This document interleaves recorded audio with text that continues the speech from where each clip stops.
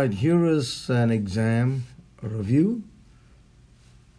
This is for exam number 4 from the topics fluids, heat, and oscillations. First of all, fluids. Density of any material is defined as mass divided by volume, which means it is the mass of 1 meter cube of the material. So density is mass by volume. Mass must be in kilograms and volume in meter cube.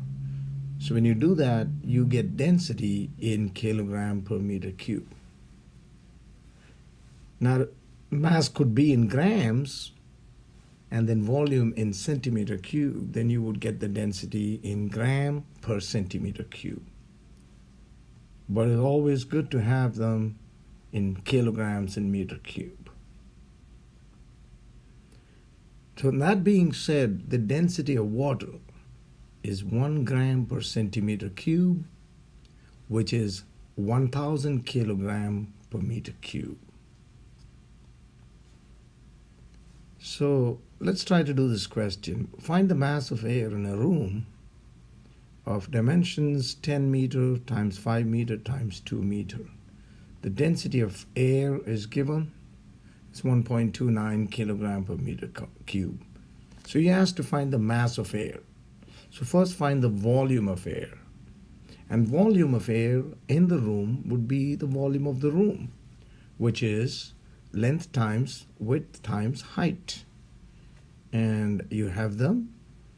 When you do that, you get 100 meter cube as the volume. And then use the density formula to find the mass. Mass is volume times density, and that's going to be 100 meter cube times 1.29 kilogram per meter cube, which gives 129 kilograms. So there's 129 kilograms of air in that room. Pressure. Generally, pressure is force by area, which means it is the force acting on an area of 1 meter square. Force needs to be in newtons and area in meter squared.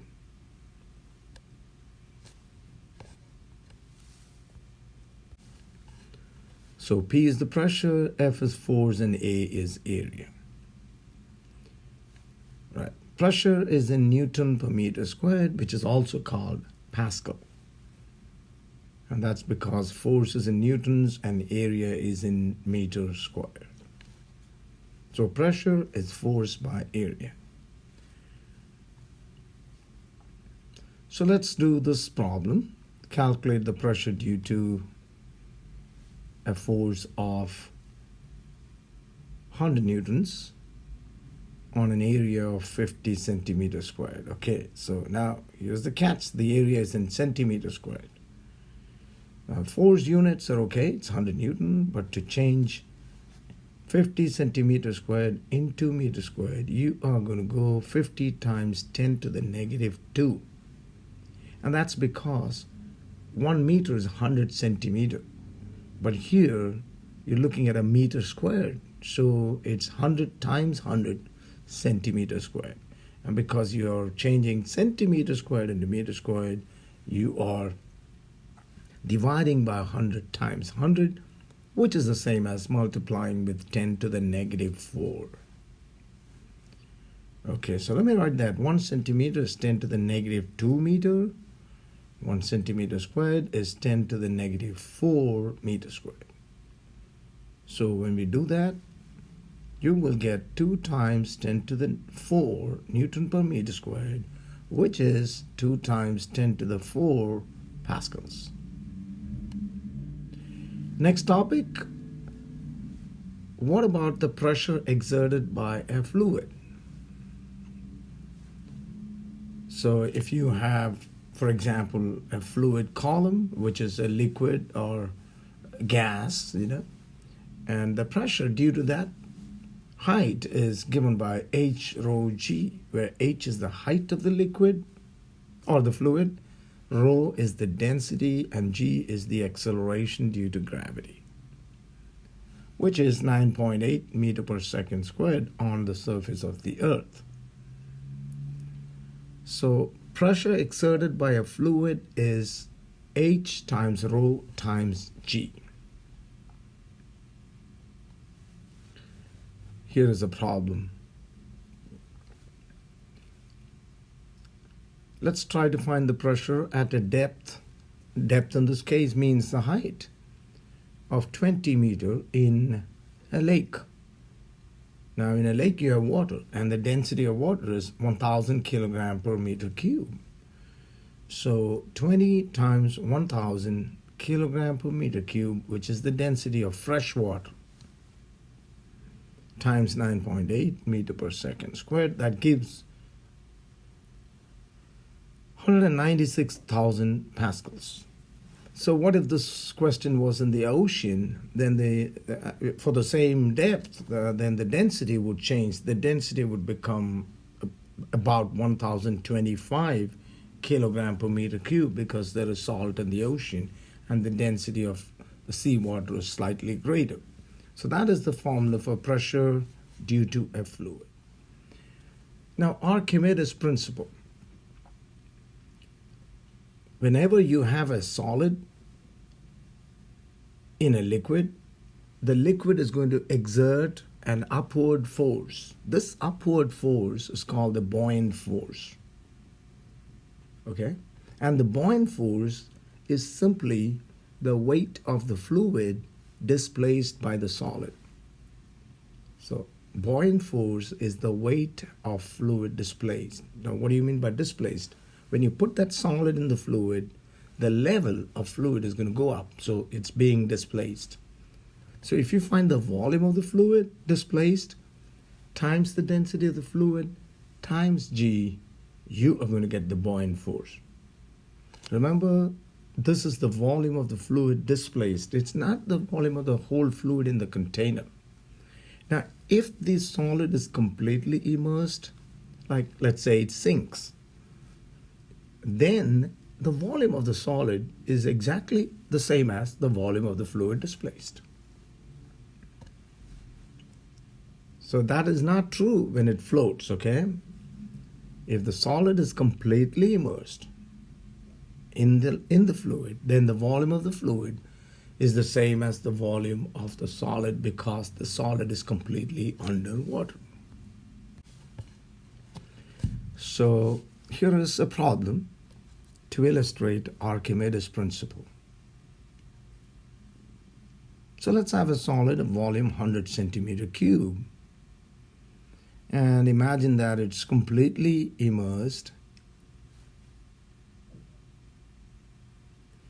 in water. Okay, so water is the fluid, and we know that the density of water is 1 gram per centimeter cube. We're going to do this in grams and centimeter cube because it's easy, because the density of water is 1 gram per centimeter cube. What is the loss of weight?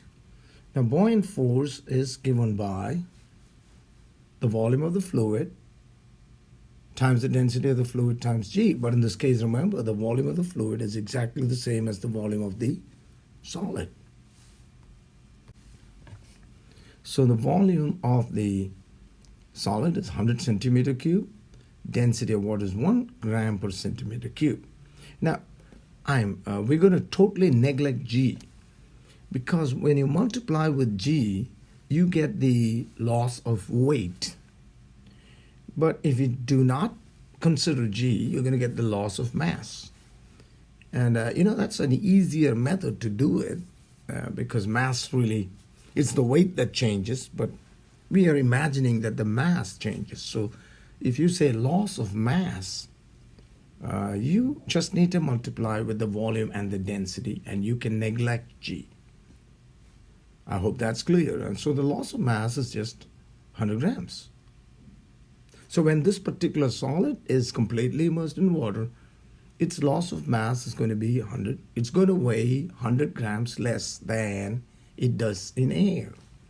So continuing with this example to make this more clear, let's say that the density of the solid is given. And the density of the solid is 8 grams per centimeter cube. So what would be the mass of the solid? Mass of the solid in air would be its volume, which is 100 centimeter cube, times 8 grams per centimeter cube, which is 800 grams. So this solid actually has a mass of 800 grams. But when you completely immerse it in water, remember, it's going to lose 100 grams. So how much is it going to weigh in water? It's going to weigh 100 grams less, which means it's going to weigh 700 grams in water. Okay, so that's what you get from Archimedes' principle. And so we can actually find the density of that solid by knowing its mass in air and its mass in water. Actually, you can find the relative density. Relative density is also called specific gravity. So I'm going to add relative density here. And so it's just, remember, we can now use mass or weight, because if you put G on top and G below, they're going to cancel out. So I'm going to say weight in air by weight in water, or loss of weight in water. So I can either say mass in air divided by loss of mass in water, or I can say weight in air divided by loss of weight in water, as long as I'm consistent in the numerator and the denominator.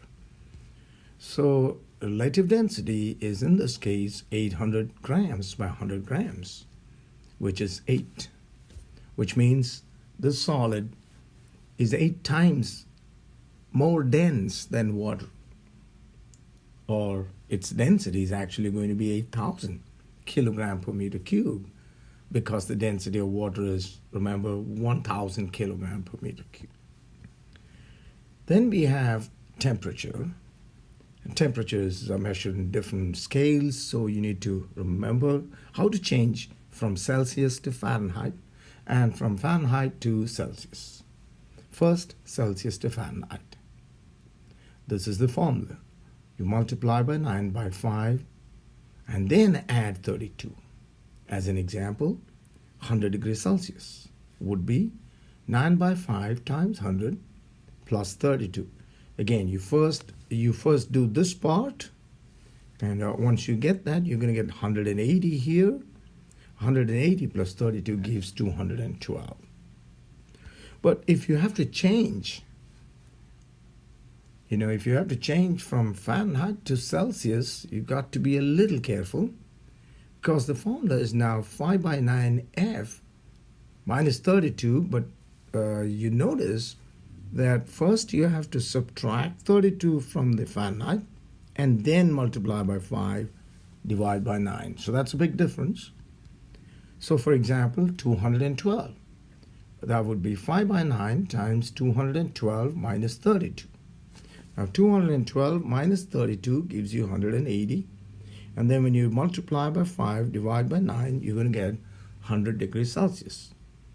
That's right. So we know 100 degrees Celsius is 212 Fahrenheit. So that's how you change from one scale. And then the next topic is expansion. Solids, liquids, and gases all expand when heated. And let's focus on the expansion of a solid here.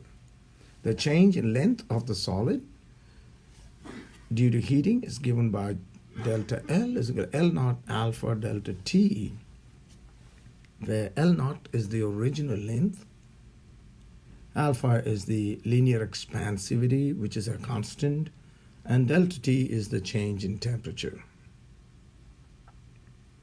So again, alpha is a constant, it's called the linear expansivity. Okay. So if you're asked to find the change in length of an aluminum rod whose original length is, let's say, 10 meters, and it is heated from 20 degrees Celsius to 70 degrees Celsius.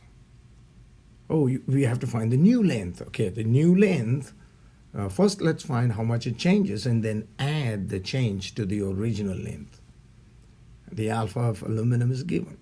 So we find the change in length first, which is 10 times 25 times 50, which gives you 1.25 times 10 to the negative 2 meter.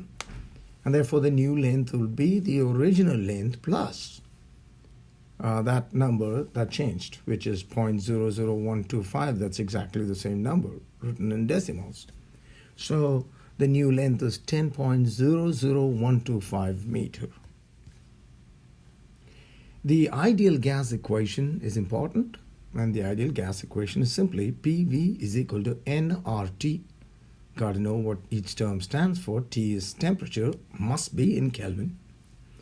R is a universal gas constant, which will be given to you. It is 8.314 joule per mole Kelvin.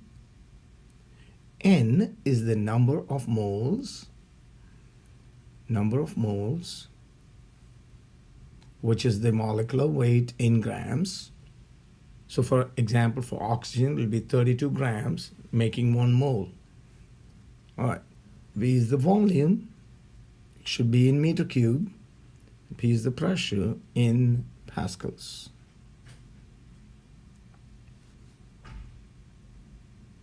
Which is Newton per meter squared. So that is the ideal gas equation.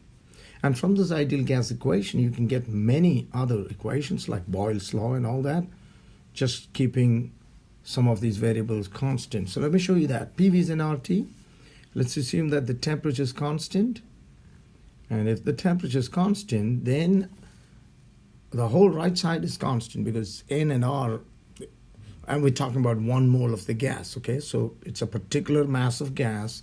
So the number of moles is constant, R is a constant. Now we're saying temperature is also constant. So that means the whole right-hand side is a constant. So it gives us pressure times volume is a constant, which gives us Boyle's law. P1V1 is equal to P2V2. But now if the volume is constant, then you take that volume to the right side, and now NR by volume is constant, so you have P and T. So P by T is a constant. That means P1 by T1 is equal to P2 by T2. And again, the same way, if the pressure is constant, then you're going to get volume by temperature is a constant, which is V1 by T1 is equal to V2 by T2. So from the ideal gas equation, you can get all these gas laws. Just need to read the question and find out what could be constant in that situation and just neglect that quantity.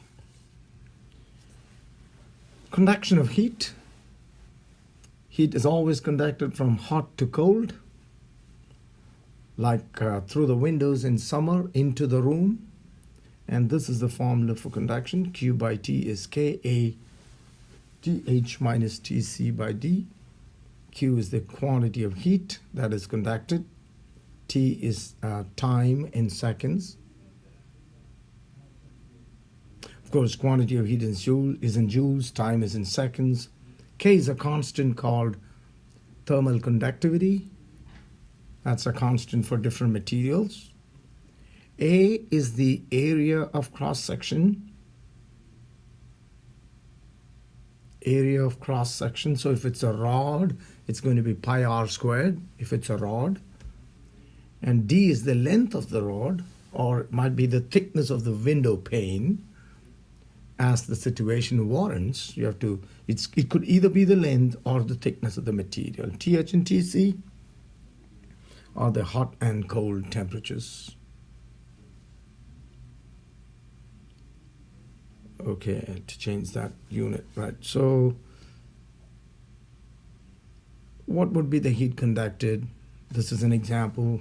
Heat conducted through, I'm going to take easy numbers so that I don't have to use a calculator. Through 1 meter rod of radius 10 millimeter, if one end is at 100 degrees Celsius and the other end is at 0 degrees Celsius. Okay, so, and you have to find the heat conducted in 5 minutes. So you got to be careful. Time's got to be in seconds. So you put it into the form, then remember that time should be in seconds, so that's why 5 times 60. We have K is taken as 1, so K is there, pi r squared. Pi r squared is the area.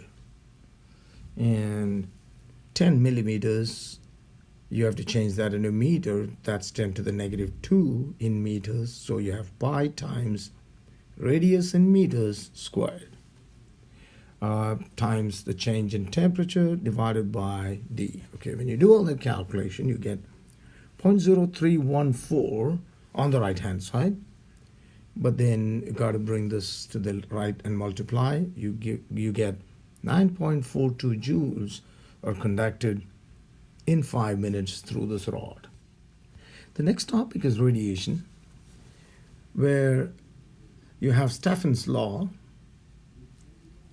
And Stephan's law gives you the quantity of heat radiated per second by this formula, and T, okay, you have T naught raised to 4 and T raised to 4. T naught raised to 4 is the temperature of the surroundings. And if nothing is mentioned about the temperature of the surroundings, just neglect it. T is the temperature of the object. Sigma is Stephan's constant, which will be given 5.67 times 10 to the negative 8 watt meter squared, meter raised to minus 2, Kelvin raised to minus 4. Area, here it's the surface area. It's not the cross-section area, it is the surface area. And E is a constant for each material called emissivity. For a black object, emissivity would be 1. For a white polished object, emissivity would be theoretically 0. And again, on the left-hand side, Q is the quantity of heat in joules and T is time in seconds. So those are the quantities. Remember, if nothing is mentioned about the surrounding, just neglect this quantity or take it as 0. Here is an example. So you have an object of area 1 meter squared, again using easier numbers, and it's at 27 degrees Celsius. At what rate is it radiating heat? So when you see the word at what rate, you know you got to find it per second. So, and the emissivity is given as 0.8. Okay, so here is the formula. Q by T is EA sigma T raised to 4. I have neglected T naught because nothing is mentioned about the surrounding. And then we're trying to find Q in 1 second because of the word rate. T is 1 second. And you have all of these quantities. And temperature has got to be in Kelvin. That's why it's 300. 27 plus 273 is 300. 300 raised to 4, when you do those calculations properly, you get 367.4 joules. And then you have heat absorbed by an object when it is heated. Is given by Q is equal to mc delta T or mcat, where delta T is the change in temperature. C is the specific heat. M is the mass. Mass has to be in kilograms, and specific heat is in joule per kilogram Celsius or kilogram Kelvin. Because it's change in temperature, it could be either in Celsius or Kelvin, okay? And Q is the quantity of heat in joules. So that's the formula that you would use when you heat an object or when you cool an object. So if you're heating it, the object is absorbing heat. If you're cooling it, the object is losing heat. As an example, how much heat would you require to heat water from 10 degrees Celsius to 100 degrees Celsius? Okay. What about the mass? Okay, specific heat capacity is given. So Q is mc delta T. I'm assuming 1 kilogram of water. So mass is 1 kilogram. Specific heat capacity is given. change in temperature is 90, which is 100 minus 10. Remember, it could be in Celsius or Kelvin because it's a change in temperature. When you do that, you get this number 376,650 joules. That's how much heat is required. But what about a change in phase, like the melting of ice or the boiling of water? In these cases, you cannot use that formula. You have to use this. Q is equal to mass times latent heat. So that's to be used only for a change of phase. So if you have both, you have to do it in two parts. Okay? Like if you're heating ice, melting ice and then heating water. You have to use both those equations, find out the quantity of heat and then add them up. So, okay, so as an example, how much heat would you need to melt 10 grams of ice at 0 degrees Celsius? So it's already at 0 degrees Celsius. All the heat is going to be used to melt it. So Q is m times latent heat, but a mass has to be in kilograms because the latent heat will be given to you in joule per kilogram. You see how the units work. So that gives you 3,360 joules. And then Carnot's engine. The efficiency of Carnot's engine can be found out by using the formula work done by quantity of heat absorbed. But work done is actually the difference between QH and QL or QC. Here remember that QH is the heat absorbed from the source or heat taken in from the source, and QC is the heat given out. So QH is heat taken in, QC is heat given out. Efficiency can also be calculated using the other formula in terms of temperatures, where TH stands for temperature of the hot and TC for temperature of cold. So those are the formulas that you use in Carnot's engine. Here's an example. If the heat engine takes in 1,000 joules and gives out, let's say, 600 joules, what is its efficiency? And the 600 joules is given out at 300 Kelvin. Okay, find the efficiency. And also the source temperature. So first let's find the efficiency. QH is given us 1,000 joules. That's what is taken in. QC is 600 joules. So it's easy to find the efficiency. Work is the difference between them. It's 400 joules. And so efficiency is work over QH, which is 400 divided by 1,000, which gives 0.4. And then to find the source temperature, use the other formula for efficiency. We already have the efficiency, so plug it in there and calculate. Do the calculations carefully. You see, I get 0.6 because I have 1 minus 0.4, that's 0.6. So finally, TH is 500 Kelvin. Now, to find the coefficient of performance of a refrigerator, the formula is kind of flipped with a small difference. COP, which is the coefficient of performance, is QC by QH minus QC, or TC by TH minus TC.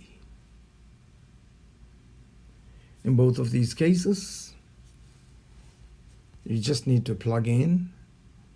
This is an example. Let's say the heat engine takes in the same example. I'm going to use the same example as before. Takes in 1,000 joules, gives out 600 joules. But if this heat engine were to work as a refrigerator, what would its coefficient of performance be? Oh no, I'm going to clear that out. That's what we did before. So let's say that Now here is the change. So let's find the coefficient of performance if the same heat engine works backwards as the refrigerator.